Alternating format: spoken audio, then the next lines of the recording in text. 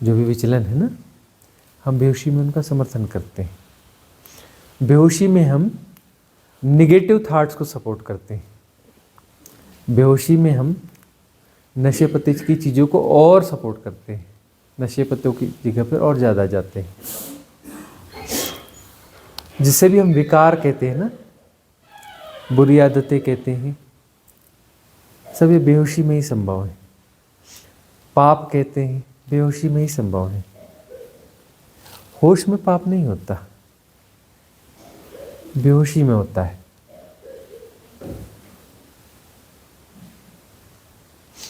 तो होश जागेगा, होश को जगाओगे, ठहरते चले जाओगे।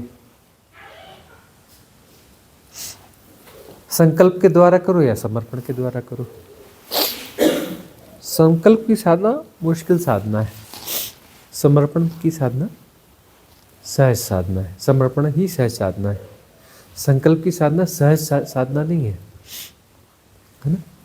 संकल्प एक असहजता है, लेकिन ऐसी असहजता है जिसमें हम होश को इन्वॉल्व कर लेते हैं। संकल्प एक असहजता है, लेकिन उस असहजता के साथ में, उस विषय के साथ में हम होश को इन्वॉल्व करते हैं। और समर्पण में हम कुछ नहीं कर रहे होते हैं, सारा करना छोड़ देते हैं। करना छोड़ दिया मतलब बीमारी छोड़ दी। समर्पण का अर्थ है कि हमने सब छोड़ दिया। उसमें भी आलम्बन ले रहे हैं, गुरु का आलम्बन ले रहे हैं, कोई परमात्मा का आलम्बन ले रहा है, कोई किसी मूर्ति का आलम्बन ले रहा है, कोई भी आलम्बन ले रहा है, लेकिन उसमें समर्पित हो रहा है। अब समर्पित वास्तव में हो रहा है या नहीं हो रहा है, वह एक बात है। मूर्तियों के सामने तो लोग झुकते रहते हैं, बोलते हैं हम समर्पित हैं, लेकिन उनका जीवन में कुछ खिलावट, कोई फ्लावरिंग तो दिखती नहीं, मतलब उनका समर्पण वहाँ हुआ नहीं। मूर्ति के सामने में भी समर्पण हो जाए तो कोई बुराई बिल्कुल नहीं है। पेड़ के सामने समर्पण हो जाए कोई बुराई नहीं, समर्पण होना चाहिए। आलंबन क्या है बिल्कुल मतलब नहीं रखता जी। नदी, पर्वत, पहाड़, कहीं सूरज, चांद, किसी के सामने भी समर्पण हो जाए। आलंबन कोई भी लो, समर्पण हो जाना चाहिए। समर्पण हो गया का अर्थ है कि अब जो है सारे आग्रह छोड़ दिए। अरे ये मेरे साथ गड़बड़ हो रहा है, ये आग्रह है मतलब समर्पण नहीं हुआ है। यह सही है, यह गलत है, गुणाभाग है मतलब समर्पण नहीं हुआ है। समर्पण का मतलब होता है तेरी मर्जी। समर्पण का क्या मतलब होता है? जो तेरी मर्जी है ना, जो तेरी मर्जी का मतलब हो गया तो महामंत्र हो गया ना। समर्पण का क्या अर्थ हुआ? जो तेरी मर्जी वही हो। तो फिर जब जो तेरी मर्जी है वही हो, तो तुम कुछ करोगे कैसे? तुम तो कुछ करोगे ही नहीं, तुम्हें कुछ करना ही नहीं है। अभी तुम क्या कर रहे हो? कुछ ना कुछ कर रहे हो। ये ऐसा नहीं, ऐसा होना चाहिए, ये सही है, ये गलत है, हाँ? ये अच्छा है, ये बुरा है, ये फलाना है। कुछ ना कुछ तुम कर रहे हो। तुम चीज़ों को सुधारना चाहते हो, तुम दुनिया को बदलना चाहते हो, तुम व्यक्तियों को बदलना चाहते हो, तुम परिवार को सुधारना चाहते हो, तुम लोगों को ज्ञान पिलाना चाहते हो, कुछ ना कुछ करना चाहते हो। और तुम जो है मानसिक रूप से लगातार कर रहे हो। तुम बाहर करना चाहते हो, लेकिन भीतर उसकी तैयारी करते रहते हो कि यह करना है ना। तो तुम वो सारा करना जो है वो समर्पित कर देते हो कि कुछ नहीं करना, जो तेरी मर्जी। भाई वो आदमी ऐसा है तो है, दुनिया गड़बड़ जा रही तो जा रही है, ये ऐसा है तो है। करना कुछ है नहीं, जो हो रहा है सो ठीक हो रहा है, उसकी मर्जी है, तेरी मर्जी है तो सही है, उसमें हमें क्या लेना देना भाई? हम कौन होते हैं वाले? तेरी मर्जी पूरी हो, जो तेरी मर्जी। ये बड़ा सहज मार्ग, ये सहज मार्ग हुआ। असहज मार्ग कौन सा है? संकल्प का। वह भी काम करता है, लेकिन बहुत कठिन साधना है। महावीर चाहिए इसके लिए, है ना। हर कोई महावीर हो नहीं सकता, ठीक है ना। हर कोई महावीर नहीं हो सकता।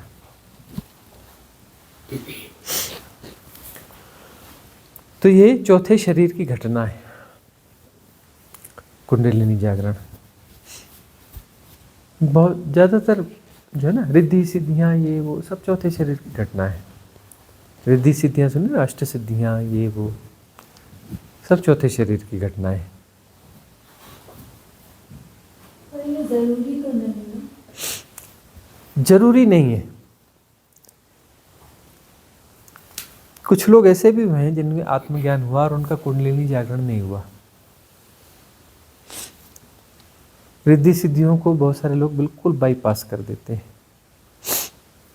इतना बाईपास कि उन्हें उसका अनुभव ही नहीं होता, सिद्धियों का अनुभव ही नहीं होता। इतनी स्पष्टता रहती है, इतनी स्पष्टता रहती है कि रिद्धि सिद्धियां फटक ही नहीं पाती हैं आसपास में।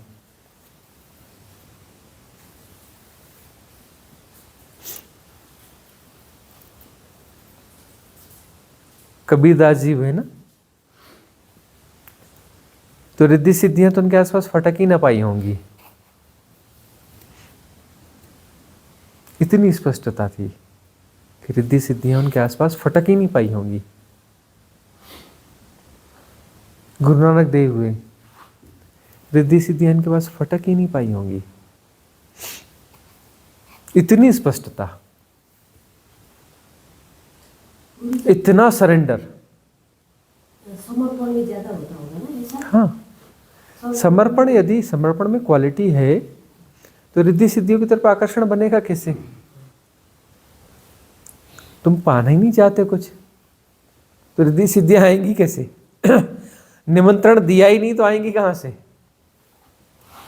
है, बहुत सारे लोग होते हैं ना, दूसरों को प्रभावित करना चाहते हैं, मतलब दूसरों को प्रभावित करना चाहते हैं, मतलब रिद्धि सिद्धि के आकांक्षी हो, तो रिद्धि सिद्धियां आएंगी, आएंगी तो भरमा भी लेंगी, भरमा लेंगी तो स्कूल का बस्ता उठवा ही देंगी, है ना। दूसरों को यदि प्रभावित करना चाहते हो, मतलब आमंत्रण दे दिया है, आमंत्रण को, रिद्धि सिद्धियों को आमंत्रण देने की जरूरत थोड़ी ना है। तुम बस दूसरों को प्रभावित करना चाहते हो, मतलब तुम रिद्धि सिद्धियों को आमंत्रण दे रहे हो, तुम इस जाल में फंसने वाले हो। कभी कुंडलिनी जागरण हो गया तुम और रिद्धि सिद्धियां तुम आ भी गई, तुम इन्हें बाईपास नहीं कर पाओगे और उसमें तुम घनचक्कर बन जाओगे, घनचक्कर बनोगे और फिर स्कूल का बस्ता उठा लोगे, मुक्ति नहीं होने वाली। ये सबसे बड़ा रोग है, ये दूसरों को प्रभावित करना। दूसरों को जब हम प्रभावित करना चाहते हैं ना, बहुत गहरे में जाके देखो, तुम्हारी रिद्धि सिद्धियों की आकांक्षा है। अरे धन कमाकर भी तो तुम दूसरों को प्रभावित करना चाहते हो, ज्यादा धन कमाकर, पद प्रतिष्ठा के माध्यम से भी तो दूसरों को प्रभावित करना चाहते हो। तुम अपने ज्ञान के माध्यम से भी तो दूसरों को प्रभावित करना चाहते हो, अपनी इंफॉर्मेशंस के माध्यम से। हजार तरीकों से तुम दूसरों को प्रभावित करना चाहते हो, मतलब तुम रिद्धि सिद्धियों के आकांक्षी हो।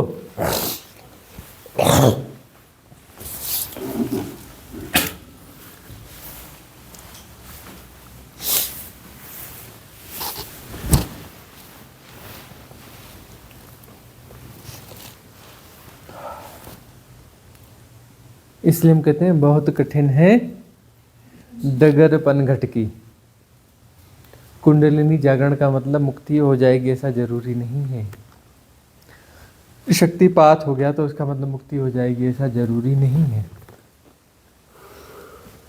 इसलिए क्लिनजिंग की बात करते हैं कि प्रायोरिटीज अपनी क्लियर करो।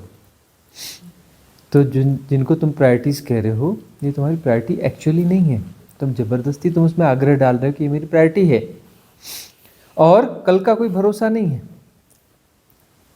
मृत्यु तो किसी भी क्षण आ सकती है ना। कृष्ण कहते हैं कि योगी वह है जो यह जानता है कि इसी क्षण भी मृत्यु हो सकती है, वह उसके लिए तैयार रहता है। मतलब उसके तैयार रहने का मतलब क्या है, तैयारी क्या है? तैयारी है कि मेरी टॉप प्रायोरिटी क्या है। अब किसी की टॉप प्रायोरिटी है कि मेरे बच्चों की नौकरी लग जाए, है ना, तो मरने के बाद वह मुक्त होगा कि मुझे यह धन मिल जाए, यह हो जाए, इसका ऐसा हो जाए, उसका वैसा हो जाए। तो वह क्या मुक्त होगा?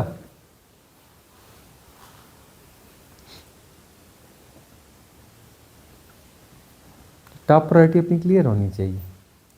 तो टॉप प्रायोरिटी यदि क्लियर है तो मुक्त न भी होगे तो अगला जन्म जो है बेहतर होगा। अगले जन्म में भी साधना बाय बर्थ होगी। कई लोगों के जीवन में साधना बाय बर्थ नहीं होती, बहुत लेट आती है। उसका कारण क्या है कि शरीर छोड़ते समय थोड़ी गड़बड़ी हो गई, उस गड़बड़ी को भोगने में बड़ा समय लग गया, फिर साधना ने प्रवेश किया। कुछ लोग ऐसे होते, बोले नहीं हम तो बचपन से ही अता पता कुछ नहीं था, लेकिन साधना तो चल ही रही है, अकेले में ढूंढ जाते, साधना में बैठ जाते थे, है ना। और अल्टीमेट क्वेश्चंस बिल्कुल बचपन से ही 3-4 सालों की उम्र से ही अल्टीमेट क्वेश्चंस के साथ जी रहे हैं, है ना। कोई भी लगता था समझदार आदमी है, बता पाएगा क्या, उससे पूछ लेते हैं, और उसने उल्टा सीधा उत्तर दिया, बिल्कुल इन्फ्लुएंस नहीं होंगे, वो समझ जाएंगे आदमी गड़बड़ है, योग्यता नहीं है, पात्र नहीं है, उस उत्तर को अपने अंदर नहीं डालेगा। 3-4 साल 5 साल की उम्र में भी क्लियर रहता है कि ये बकवास कर रहा है ना, अनुभव नहीं है इसका।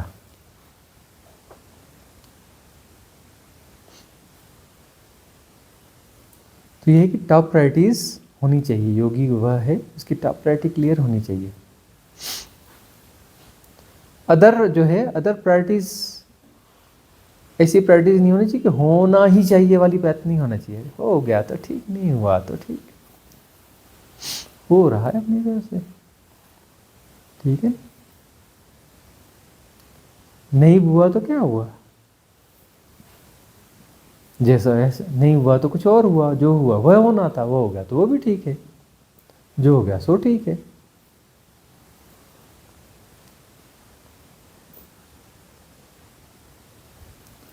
तो टॉप प्रायोरिटी साधना होनी चाहिए,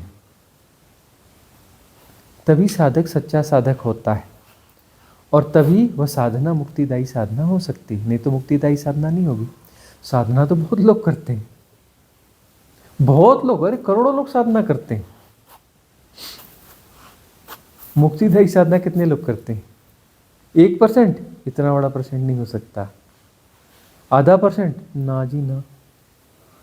0.1%, तब भी शक जाता है, 0.1% भी नहीं होंगे। मुक्तिदायी साधना करने वाले लोग 0.1% भी नहीं होंगे। साधना तो ऐसे बहुत सारे लोग करते हैं, फैशन है साधना का, तो ट्रेंड है, ट्रेंड। साधना तो एक ट्रेंड है, फैशन है।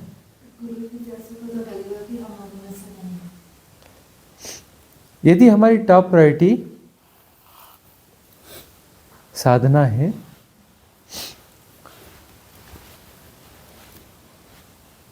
तो मन में विचार और चिंतन जो चलेगा साधना की चलेगा, एक अंतर्धारा लगातार बहती रहेगी 24 घंटे। तुम सपने में भी हो तो एक अंतर्धारा जो है, एक अंतर चिंतन जो है मुक्ति का, साधना का, इसका एक अंदर चलता ही रहेगा, वो ब्रेक नहीं होगा। तो ऊपर से कितने कितने दिखा रहे, लेकिन छोटी सी धारा भीतर बहती रहेगी। किसी फंक्शन में इन्वॉल्व हो गए, इसमें इन्वॉल्व हो गए, कहीं भी हो गए, लेकिन भीतर एक धारा बहती रहेगी, बहती रहेगी, बहती रहेगी, वह नहीं रुकने वाली। तो लोभ में भी बह गए, वासना में भी बह गए, किसी में भी बह गए, लेकिन अंतर्धारा बहती रहेगी। वह अंतर्धारा नहीं टूटने वाली। उसको कहते हैं स्रोतापन्न होना। मतलब स्रोत में पड़ गए हो, तुम उससे बाहर नहीं हो सकते। उल्टा करो पुल्टा करो, तुम स्रोत से बाहर हो ही नहीं सकते। तुम उल्टे पुल्टे भी कर डालो, तुम काम वासना में भी चले जाओ, लोभ में भी चले जाओ, कुछ में चले जाओ, है ना, स्रोत से बाहर नहीं हो सकते। तुम फेंक दिए जाओगे। वो धारा, बहती हुई धारा रहती है, वो जो कबाड़ है, कबाड़ फेंक दिया जाएगा किनारे में। मतलब तुम्हारा लोभ जो है ना, वो फेंक जाएगा। तुम काम क्रोध कुछ भी पकड़ो, वो फेंक दिया जाएगा। बहती हुई धारा जो किनारे कर देती है ना पूरा, तुम कितना भी कोशिश करो, तुम उसके साथ बहुत ज़्यादा गहरे नहीं जा सकते। श्रोतापन हो गए और तुम्हारे पास बहुत धन आ गया, तो तुम जो है लंगर चालू करोगे, तुम जो है कुएं खुदवाओगे, तुम जो है स्कूल खुलवाओगे, तुम क्या करोगे, धन बांटोगे। तुम्हारा ज़्यादा धन आए तो तुम यही बस तुमसे बढ़ता जाएगा।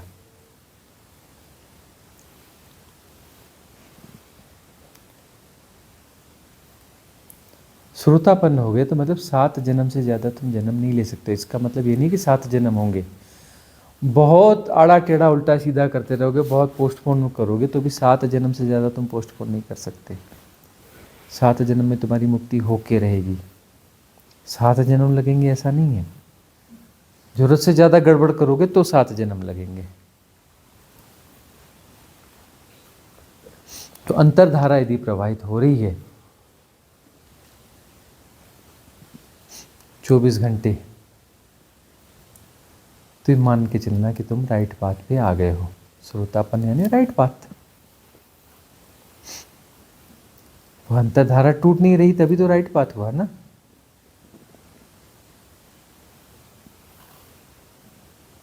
और हमें नहीं लगता कि यहाँ पर कोई ऐसा है जो श्रोतापन्न ना हो। अंतरधारा तो सबकी बह ही रही होगी। कितनी भी दुनियादारी में जाओ, कहीं भी जाओ, कहीं ना कहीं अंतरधारा तो होगी होगी।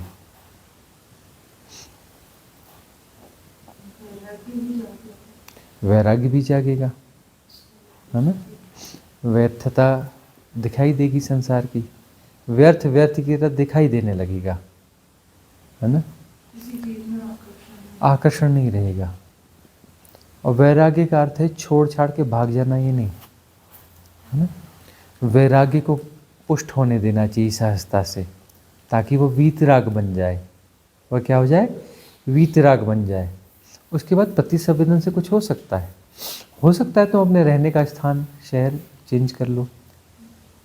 तुम जो है भीड़ भाड़ा वाली जगह में न रह करके किसी प्राकृतिक सुरम्य स्थान में जाके बस जाओ, ऐसा हो सकता है। कि क्यों अपना पॉल्यूशन वाली जगह में जाके रहोगे, किसी अच्छी जगह में भी तो तुम रह सकते हो सकता है तुम ऐसे संबंधों को विड्रा कर दो, छोड़ दो, जिनका कोई सार दिखता ही नहीं है, सिर्फ झगड़े झांसे के संबंध हैं, खींचतान के संबंध हैं, पूरे असहजता के संबंध हैं। हो सकता है तुम उन्हें ढोना बंद कर दो। सभी संबंधों की बात नहीं कर रहे हैं। हो सकता है कोई कोई संबंध ऐसा हो जो पूरा रोगग्रस्त संबंध है, तो रोगग्रस्त संबंध को ढोगे क्यों, हो सकता है विड्रा हो जाए। चीज़ें छूटेंगी, तुम छोड़ोगे नहीं, वो छूट जाएंगे। वो प्रतिसंवेदन से होता है। एक होता है छोड़ना जबरदस्ती, मन से छोड़ते हो। एक होता है छूटना, जो प्रतिसंवेदन से छूटता है। अपने आप चीज़ें छूटती हैं, जीवन शैली अपने आप बदलने लगती है। खान पान, आदतें, बहुत सारी चीज़ें अपने आप जो है धीरे धीरे धीरे धीरे सब बदलने लगती हैं। पूरा आचार विचार व्यवहार सब बदलने लगता है। अगला कोश क्या था, विज्ञानमय कोश। विज्ञान का क्या अर्थ होता है, क्या अर्थ होता है विज्ञान का। आजकल विज्ञान का अर्थ होता है साइंस, है ना। जिस समय ये बनाया गया था विज्ञान यानी अज्ञान, है ना। अज्ञान क्या है, तुम जो अपने आप को बुद्धिमान कहते हो ना, टू मच इन्फॉर्मेशन, ये सबसे खतरनाक है, सबसे खतरनाक कोश इस युग का यही है, विज्ञानमय कोश। टू मच इन्फॉर्मेशन, पोथी पढ़ पढ़ जग मुआ, पंडित भया न कोय, है ना। खूब पोथियां पढ़ रहे हैं, पोथियां कौन सी, डिजिटल वाली, है ना। सबके जेब में पोथी है, वो पोथी बिल्कुल जितना भी बोलो उतना बोलती जाती है। बटन दबाओ और उस पोथी से कचरा अंदर डालते जाओ। स्पिरिचुअल गार्बेज का स्टोर रूम, विज्ञान में कोश, यानी बहुत सारा गार्बेज, उसमें स्पिरिचुअल गार्बेज भी होता है ना। इंफॉर्मेशंस जो है ना, इंफॉर्मेशंस जो है गार्बेज है, और ये गार्बेज जो है हर कोई बटोरता है, क्योंकि यह समाज, यह संसार जो है इस गार्बेज को बड़ा प्रमोट करता है, बहुत ज़्यादा प्रमोट करता है। इसकी बड़ी वैल्यू है भाई, इस गार्बेज की बहुत वैल्यू है, सांसारिक रूप से, आध्यात्मिक रूप से इसकी कोई वैल्यू नहीं है। यह विज्ञान में कोश उल्टा सीधा गार्बेज डालना बंद करो और जो है इसको साफ करो। कितनी विधियां दी हैं इसके लिए, है ना। जिब्रिश बहुत करना पड़ेगा, क्योंकि है बहुत ज़्यादा। इस युग की सबसे बड़ी समस्या है विज्ञान में कोश, इस युग की सबसे बड़ी समस्या है विज्ञान में कोश। अगला क्या था, आनंदमय कोश। अंत में क्या जाना चाहिए, आत्मा को भी जाना चाहिए, परमात्मा को भी जाना चाहिए, समाधि को भी जाना चाहिए, निर्माण को जाना चाहिए, मुक्ति को जाना चाहिए, है ना। सारे आनंद के आग्रह इन हाइपोथेसिस के साथ जुड़ जाते हैं। ये कौन सा आनंद है जिसको भग्न होना चाहिए, यह हाइपोथेटिकल आनंद है। कौन सा आनंद है, हाइपोथेटिकल आनंद है। होता मजेदार है, मजेदार होता है, हाइपोथेटिकल आनंद बहुत मजेदार होता है। कहाँ पहुंचा देता है, उच्च लोक में, हायर डायमेंशंस। आनंद में कोश है, बाकी कोश क्लियर हो गए हैं, तो तुम क्या हो जाओगे, उच्च लोक के देवता हो जाओगे, और वहाँ पे आनंद मनाओगे। कोई आनंद है तो उस आनंद को कोई मनाने वाला भी होगा, है ना। तुम आनंदमय कोश को जी रहे हो ना, तो कोई आनंद है तो उस आनंद को कोई मनाने वाला भी तो होगा, तो उस आनंद को तुम मनाओगे, है ना, प्ले करोगे आनंद के साथ। मतलब तुम हो और आनंद भी है, और ज़्यादा कुछ झमेला है ही नहीं, विकार बहुत सारे हैं ही नहीं, मतलब उच्च लोक, है ना। नेगेटिविटीज़ और ये वह कुछ नहीं है, विकार कुछ है ही नहीं, लेकिन तब भी द्वैत तो है। तो तुम आनंद को प्ले करो, आनंद के साथ खेलो, आनंद के साथ बोर होते रहो। क्या, आनंद के साथ बोर होते रहो।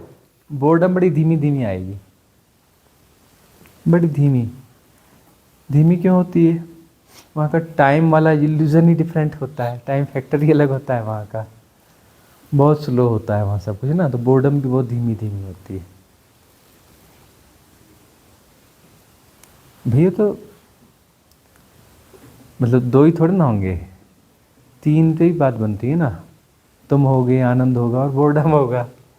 तो देखो वो आनंद कौन सा आनंद है, अल्टीमेट वाला नहीं है, अल्टीमेट वाला नहीं है तो उसका विलोम होगा ही होगा। आनंद का विलोम क्या होता है, बोर्डम, है ना। हाइपोथेटिकल आनंद का विलोम होता है, एक्चुअल आनंद का विलोम नहीं होता।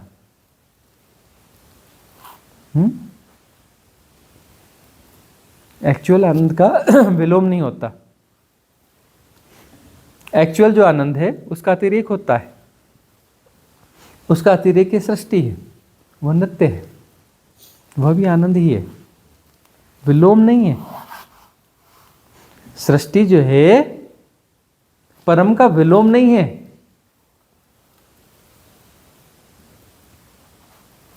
और जो नृत्य है सृष्टि का, उस परम का विलोम नहीं है, वह उसके होने का ढंग है, वह उसका होना है। विलोम का अर्थ होता है सेपरेशन, द्वैत। और द्वैत कैसा होता है? हाइपोथेटिकल, एक्चुअल होता नहीं है।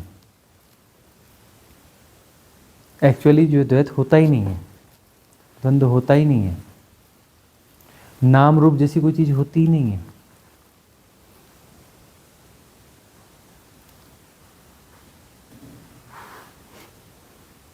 तो जो है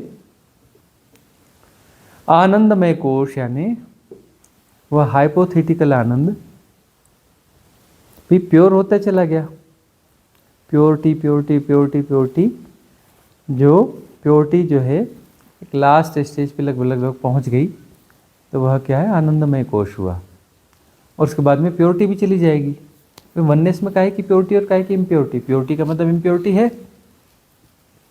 प्योरिटी का मतलब है कि कुछ ना कुछ इम्प्योरिटी है। प्योरिटी ज़्यादा है, इम्प्योरिटी कम है ना? बहुत शानदार प्योरिटी है, बहुत शानदार प्योरिटी है, मतलब शानदार शुद्धता है, मतलब आंशिक अशुद्धता होगी। आनंदमय कोश भंग हो जाएगा तो न आत्मा बचेगी, न परमात्मा बचेगा, न आनंद बचेगा, न मुक्ति बचेगी, न निर्वाण बचेगा, न महापरिनिर्वाण बचेगा, न समाधि बचेगी, कुछ भी नहीं बचेगा। तभी तो परिपूर्ण होगा ना। कुछ बच गया तो परिपूर्ण कहाँ से होगा? कुछ बच गया मतलब यह है और कुछ और भी है, तो परिपूर्ण कहाँ से हुआ? भाई जो परमानंद कहते हैं, परमानंद भी कह करके क्या उसको कह पाओगे? तुम्हारे परमानंद में वो घुस जाएगा क्या? घुस सकता है तुम्हारे परमानंद शब्द में वह? तुम परमात्मा बोल दो, उसमें घुस जाएगा क्या वह? अरे तुम्हारा शब्द है, तुम्हारे दिमाग की उपज है, 2 कौड़ी का दिमाग छोटा सा, इससे तुम हाइपोथेसिस गढ़ोगे परमात्मा, उसमें वो घुस जाएगा? तुम गढ़ोगे इससे परमानंद, उसमें पर वो घुस जाएगा? तुम्हारी एबिलिटी है, उसमें घुसा दो, तुम उसको घुसा सकते हो। इसलिए जो है मुक्ति होते होते क्या हो जाता है? आनंदमय कोश पकड़ लेता है।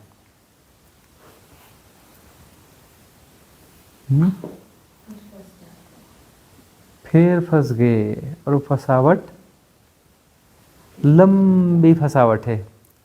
लंबी फंसावट क्यों है? समय का बोध ही बहुत कम है वहां पर, गतियां ही बहुत कम है वहां पर। आनंद का वो जो हाइपोथेटिकल, देखो सुख क्या होता है? तुम जो है तुम्हारी गति पागल गति है तो तुम्हें कष्ट होता है ना? कष्ट होता है, एकदम पागल गति है तो। और तुम्हारी गति पागलपन से थोड़ी स्मूथ हो गई, गति थोड़ी कम हो गई, तो तुम क्या बोलते हो? अब सुख है। भाई जब विश्राम का मतलब क्या है? तुम्हारी पागल गति कम हो गई, तुम मन अपना स्वप्न में हो, नींद में हो, स्वप्न देख रहे हो, पागलों की तरह स्वप्न चल रहा है उठपटांग, तुम बोलते हो यार रात का रेस्ट ही नहीं हुआ। और स्वप्न बड़े स्मूथ वाले हुए, गति धीमी थी, तुम बोलते हो बहुत आराम हुआ, है ना? सुख का मतलब क्या है? गति और धीमी और धीमी और धीमी, है ना? गति और धीमी होती गई, धीमी होती गई, धीमी होती गई, तो जितनी गति धीमी उतना उच्च लोक, है ना?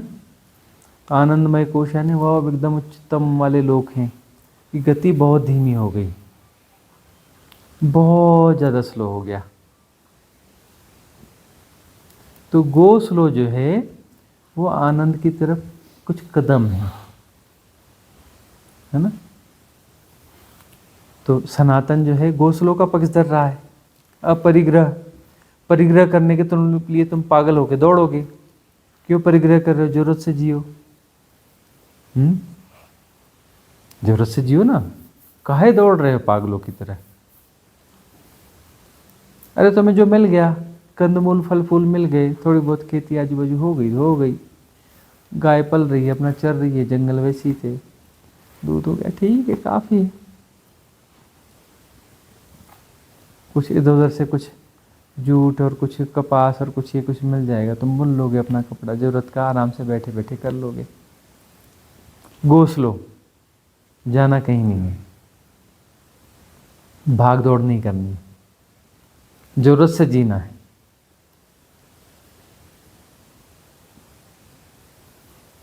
तो गोस्लो में तुम्हारे जीवन में सहजता होती है ना। सहजता हम किसको बोलते हैं? सहजता का मतलब है कि हमारी गति थोड़ी धीमी हो गई है। और कॉर्पोरेट कल्चर क्या बोलता है? दौड़ो भागो, है ना। वो कौन सी एक फिल्म थी राजेश खन्ना वाली, आओ चलो उठो भागो दौड़ो, मरने के पहले जीना ना छोड़ो, ऐसा कुछ था ना। भागो दौड़ो, बुढ़ापे में ही भागो दौड़ो, मरने के पहले जीना ना छोड़ो। हालांकि वो उनका जो विषय था फिल्म का वो खराब नहीं था, बहुत अच्छा विषय था। जो डिप्रेशन में चले गए थे, लेकिन वो ख्याल आया तो उसको हमने ले लिया बाद में। भागो दौड़ो मत, गो स्लो। रिट्रीट में क्या हो रहा है? यहाँ जिंदगी ठहर सी गई है ना, ठहराव सीख रहे हो ना, ठहराव को जी रहे हो ना, ठहर जाओ। मन बोलता है अरे यार तुम समय खराब कर रहे हो, अरे ये कर रहे हो, वो कर रहे हो। कुछ लोग बोलेंगे ये लेकिन रिट्रीट है, बोले हम पैसा खर्च करके आ रहे हैं और ये कर रहे हैं, और यहाँ पर जो है हो क्या रहा है, दिन में 2 सेशन मुश्किल से होते हैं। अरे भाई हर चीज़ का राइट यूज़ होना चाहिए ना, फुल यूज़ होना चाहिए ना। आ ही रहे हैं, दिन में 5-6 सेशन तो होना ही चाहिए ना। भाई दिन हमारा जा रहा है तो दिन का यूटिलाइजेशन नहीं होना चाहिए, दिन में 5-6 सेशन होना चाहिए, है ना। सुबह 5 बजे से लेके रात के 10 बजे तक जो है 5-6 सेशन हो ही जाना चाहिए। पहले इसमें दौड़ो, फिर उसमें दौड़ो, फिर उसमें दौड़ो, फिर सेशन दौड़ो भागो, बीच के समय के लिए खाने के लिए दौड़ो, कपड़े धोने के लिए दौड़ो, है कुछ कर लो, और फिर थक मान के सो जाओ, फिर सुबह उठ के दौड़ो, तो रिट्रीट जो सफल हो गई। क्यों? पूरा यूज़ किया ना, खूब दौड़े भागे, खूब सारा इन्फॉर्मेशन ले लिया, टू मच डाटा, बहुत सारे डेटाज मिल गए, उनको दिमाग में भर लिया।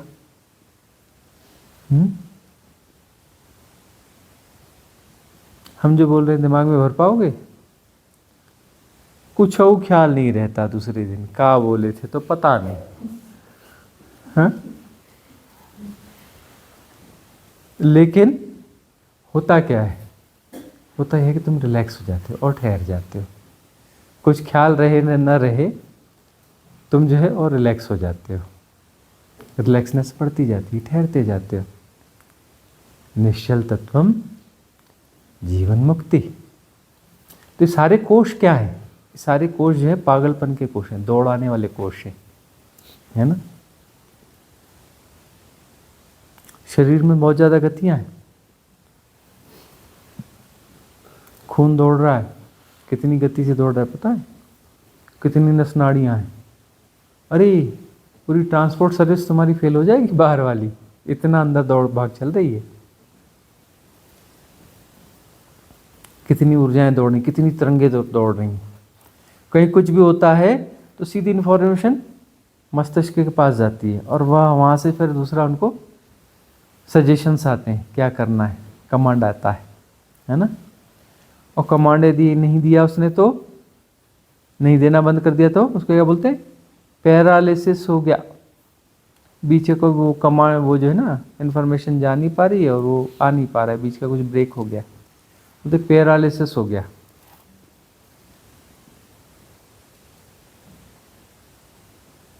बहुत दौड़ भाग चल रही है मनुष्य के शरीर में।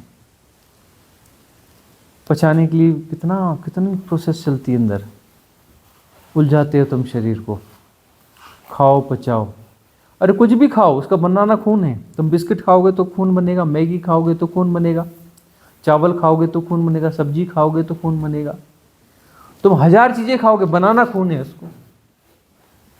सोचा ऐसा टास्क कोई? कितना कठिन टास्क है। खाओगे तुम कुछ भी दुनिया भर का।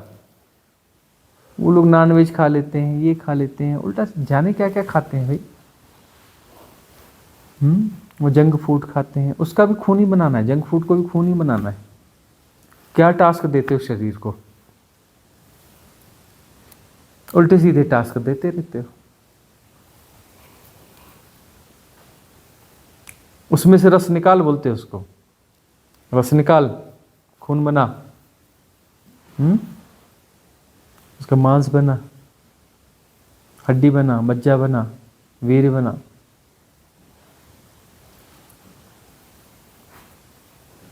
तो शरीर में बहुत हलचल है। वो जो फैक्ट्री बनेगी ना, ऐसे तुमको फैक्ट्री बनाने के लिए बोला जाए ना, तो कितनी जमीन लगेगी? अभी के हिसाब से जो तुम खा रहे हो, तो हमें तो लगता है कि लाखों एकड़ जमीन में फैक्ट्री बनानी पड़ेगी, तब जाकर के तुम इधर से कुछ डालोगे और उधर जाके खून निकले बनेगा, है ना। इसको बनाने के लिए लाखों वैज्ञानिक जो है 20-25 हजार साल तक लगे रहे, तब वो फैक्ट्री बन पाएगी।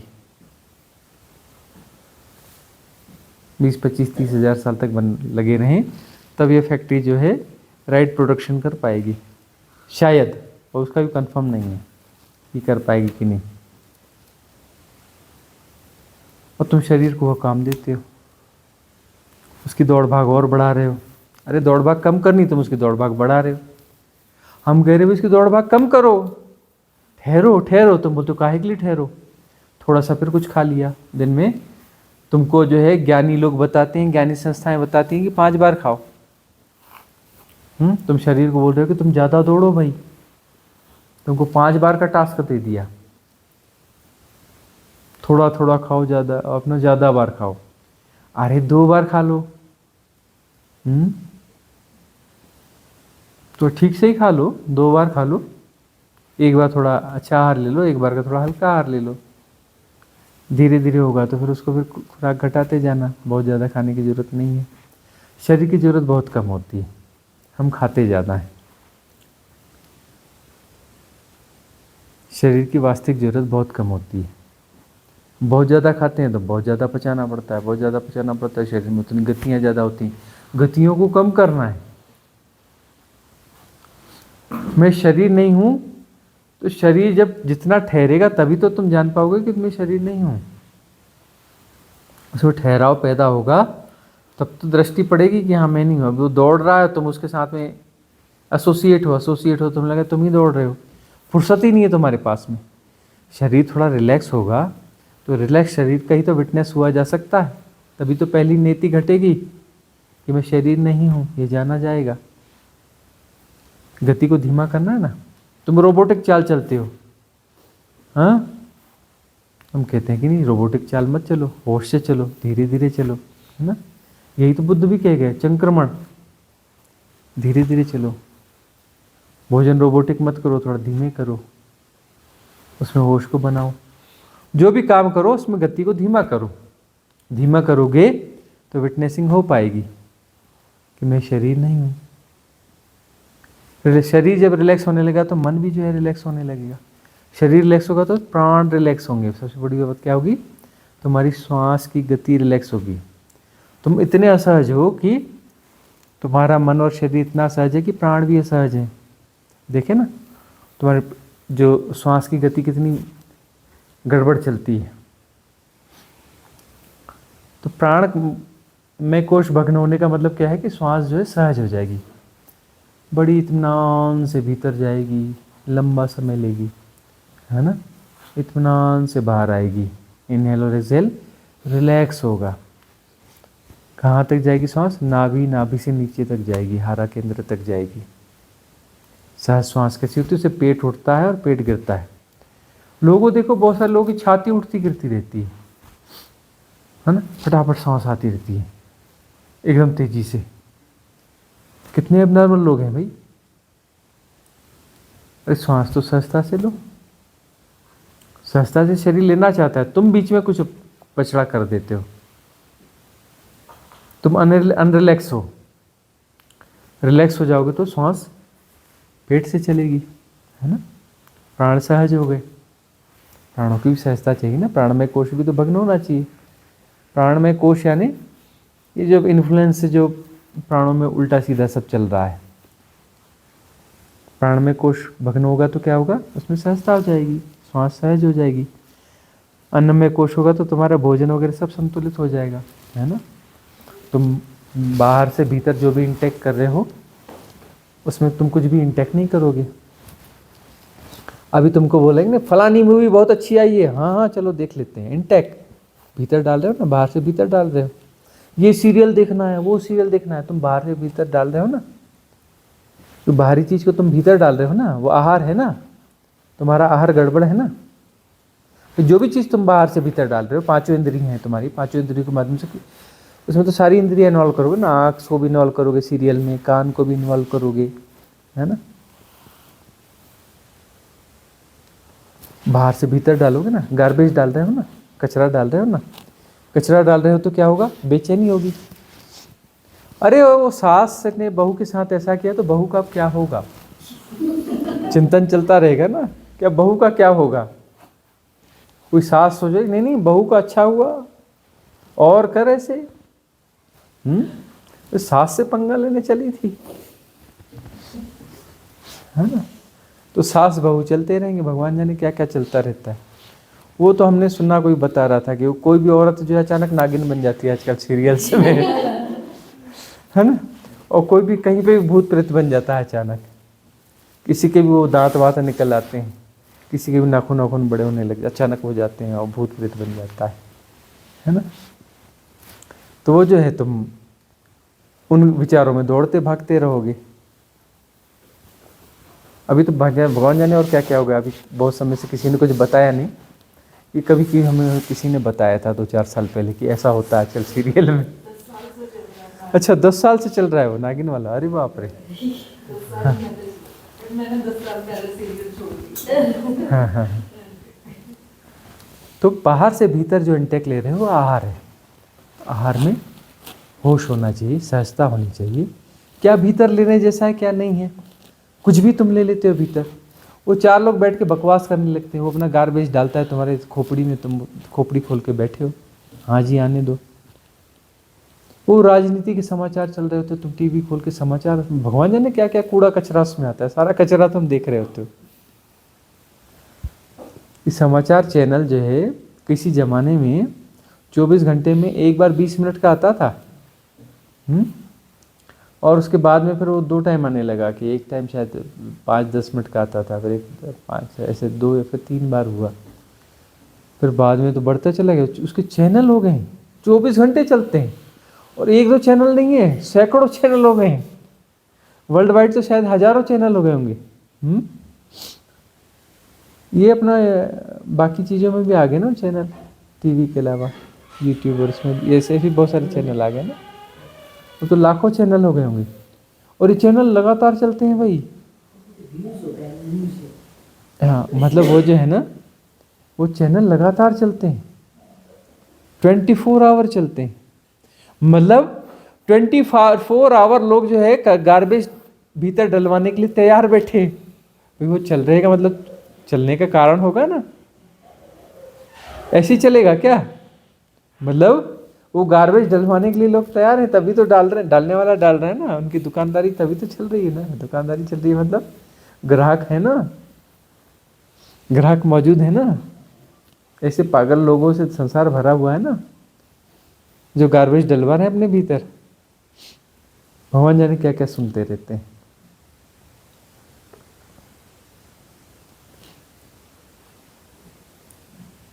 सम्यक जीवन होना चाहिए, तो सम्यक जीवन से सारे कोश अपने आप भग्न हो जाते हैं। सम्यक संतुलन, सारे कोश अपने आप भग्न हो जाएंगे। ये विवेक चाहिए ना।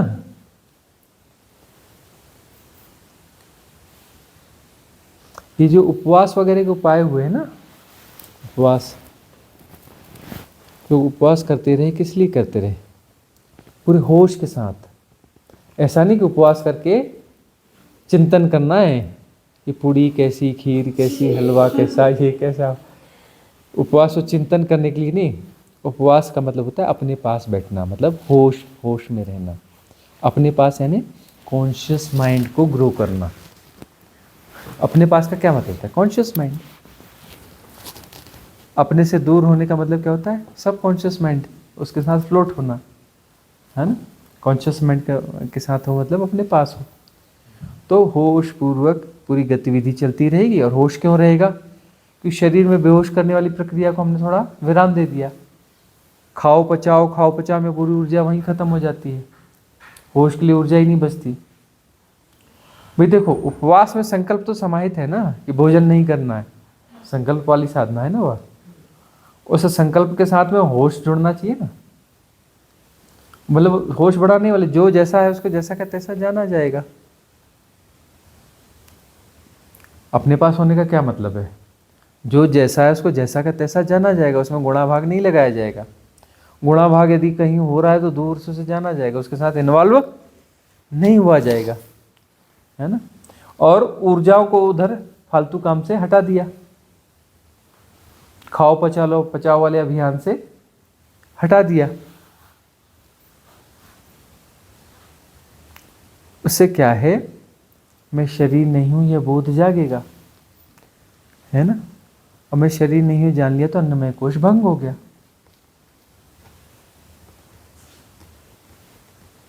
अभी देखो ना कैसे रोबोटिक तरीके से बिल्कुल भोजन के पीछे क्या पागलपन है। रोबोटिक लोग तो सुबह सुबह जो है बोलते नहीं हमारा चलेगा ही नहीं खाए पिए बगैर, कुछ ना कुछ खाने पीने को चाहिए, इधर ना उधर से ढूंढ के कुछ कुछ करके खाने में हो। चाय चाहिए, ये चाहिए, वो चाहिए, फलाना चाहिए, चाहिए चाहिए। हमने बहुत कहा कि भाई नेचुरोपैथी वाले सिद्धांत को अपना लो, 16 घंटे का उपवास रोज कर लो, 8 घंटे में 2 बार खा लो। 16 घंटे का उपवास तो कर लो, शरीर को थोड़ी राहत तो दो। तो शरीर से तुम मुक्त हो गई कुछ क्षणों के लिए, तो पता चलेगा कि मैं शरीर नहीं हूँ। और तुम्हें पता कहाँ से चलेगा तुम मैं शरीर नहीं हूँ? जब तुम्हें पता ही नहीं चलेगा मैं शरीर नहीं हूँ, तो तुम कैसे जानोगे कि मैं मन नहीं हूँ? तुम कैसे जानोगे कि मैं आत्मा नहीं है? तुम कैसे जानोगे कि परमात्मा नहीं हूँ? बड़े बड़े बैरियर तो आगे खड़े हैं। पहला ही बैरियर जो है जिंदगी खा गया, पहला ही बैरियर जिंदगी खा गया, तो बाकी बैरियर का क्या होगा?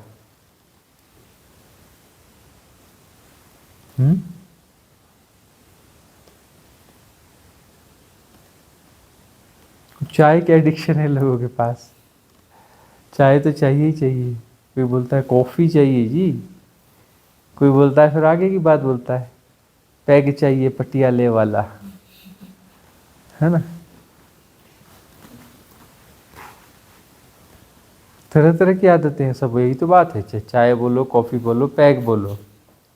इवन हम बोल रहे हैं हर्बल टी भी कोई नियमित रूप से रोज पीता है, पैग ही तो है, और क्या है? आदत ही तो है। आदत सारी बेहोशी की आदत होती है। साधना होश की कर रहे हो कि बेहोशी की कर रहे हो? कोई भी आदत जो है बेहोशी की आदत होती है। आदत का मतलब मैकेनिज्म, मैकेनिज्म का मतलब सबकॉन्शियस माइंड। उसकी हैकिंग में तुम चल रहे हो, उसकी हैकिंग में चल रहे हो मतलब तुम होश में नहीं हो। साधना होश की चल रही कि बेहोशी की चल रही? क्या कहते हो, लंघन करें कल? एक टाइम भोजन बनाएं? हाथ उठाओ। है एकाध, है एकाध बाहर होगा कि सारे हाथ उठाएंगे? सब हैं लंघन के लिए? हो तैयार? एक वक्त भोजन, एक वक्त भोजन, ठीक है। सिर्फ दोपहर का भोजन होगा। कल एक दिन का प्रयोग कर लेते, एक ही दिन का करें, चिंता मत करो, एक दिन का कर लो। एक वक्त भोजन मतलब सुबह डब्बे डुब्बे कोई नहीं खोजेगा। हाँ, रूम में कुछ रखा होगा तो नहीं खाओगे। रूम में भी रखिए, सबके पास रखा है माल। माल सबके पास रखा है रूम में। हाँ, अपने माल पे कोई बुरी नजर नहीं डालेगा। ठीक है, जो यहाँ पर मिलेगा दोपहर में वही खाओगे, जो मिलेगा दोपहर में वही खाओगे। बाकी 2 टाइम का खाएंगे। तो पेपर लीक हो गया कि कल ये पेपर लीक हो गया। तो जो है कल कोशिश कर लो, 1 बार योगी, 2 बार रोगी, 3 बार भोगी। 1 दिन के लिए योगी हो जाओ। 1 दिन के लिए योगी होने के लिए तैयार हो? 1 दिन के लिए, ठीक है। चाय कितने लोगों को लगेगी?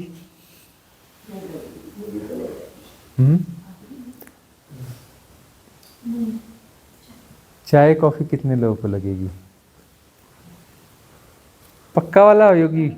हाँ, 1 दिन के लिए कर रहे हो?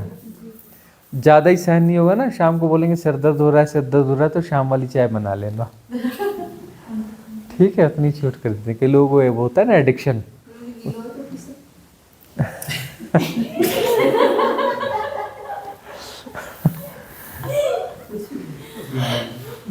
फिर कोई बोलेगा फ्रूट तो खा सकते हैं ना, वो तो उसमें आता है।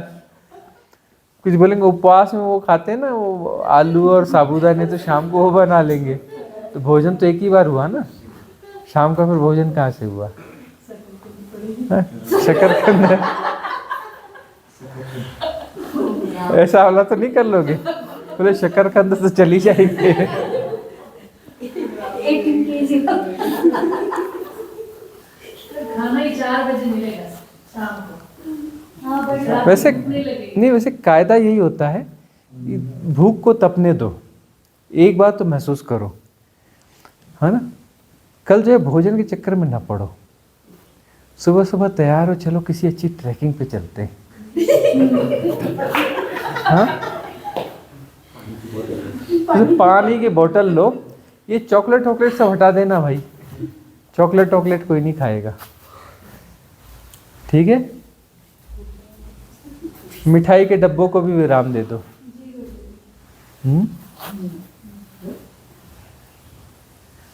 ठीक है। नींबू पानी तो पी सकते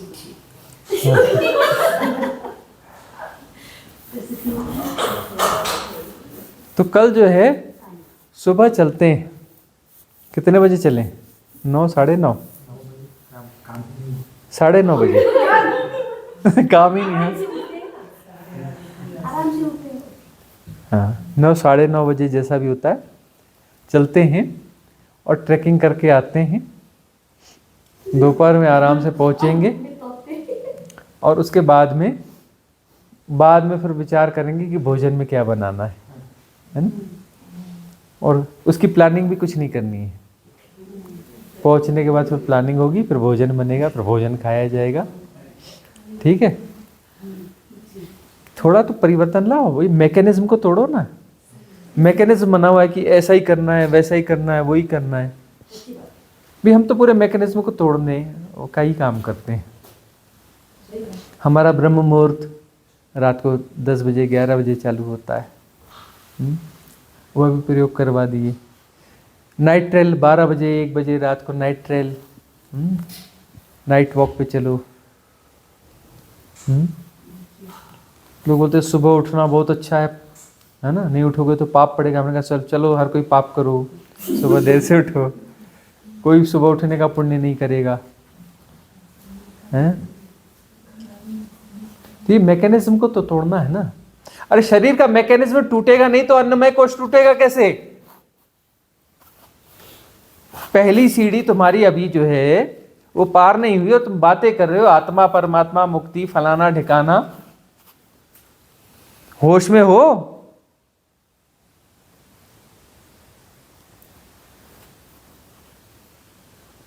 अन्नमय कोश ही नहीं टूटा और बातें देख लो कहां कहां की चल रही हैं।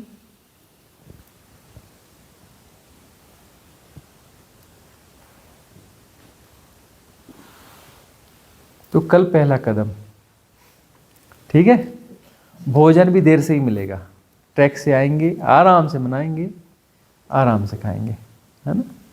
ऐसा नहीं बोले आज सेशन नहीं हुआ तो बोले 12 बजे से लोग अपना किचन के चक्कर काटना चालू हो गए थे, भूख लगी, जबकि सुबह चाय वाय पी होगी, फ्रूट भी खाया होगा, हाँ, और वो डब्बे में कुछ किया होगा, और रूम में रखे माल पे भी कुदृष्टि डाली होगी, है ना, उस पर भी कुदृष्टि पड़ी होगी। ये हिप्नोटिज्म हमें समझ में नहीं आता कि रूम में भी थोड़ा खा जाते हैं, यहाँ भी आके खा जाते हैं, चाय भी पी लेते हैं, फ्रूट भी खा लेते हैं, उसके बाद में भूख लगी बोलते हैं। ये बायोलॉजिकल डिसऑर्डर्स हैं। ये तुम्हें भूख नहीं लगी है, ये तुम्हारे मन की भूख है।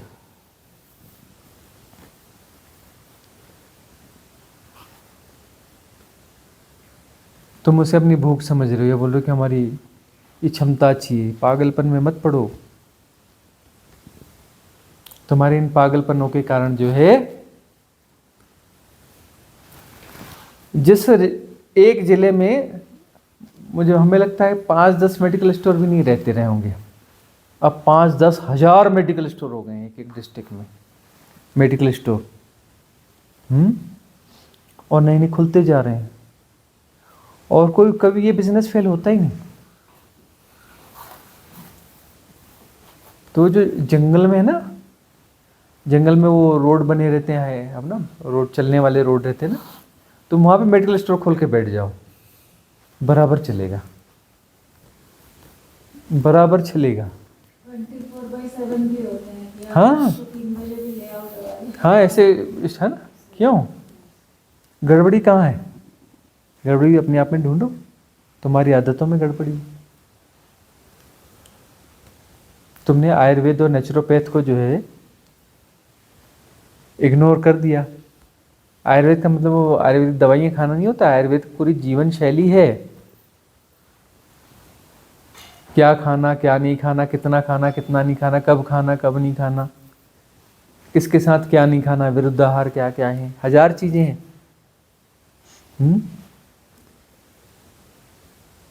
तुम्हें उसकी समझ ही नहीं, तुम्हें उस तरफ जो है तुम्हारा कुछ है ही नहीं। इसलिए देखो, किसी को जुकाम हो रहा है जम के दबा के, किसी को कुछ हो रहा है, किसी को लूज मोशंस हो रहे हैं, ये बोले हमको ये प्रॉब्लम हो रही है।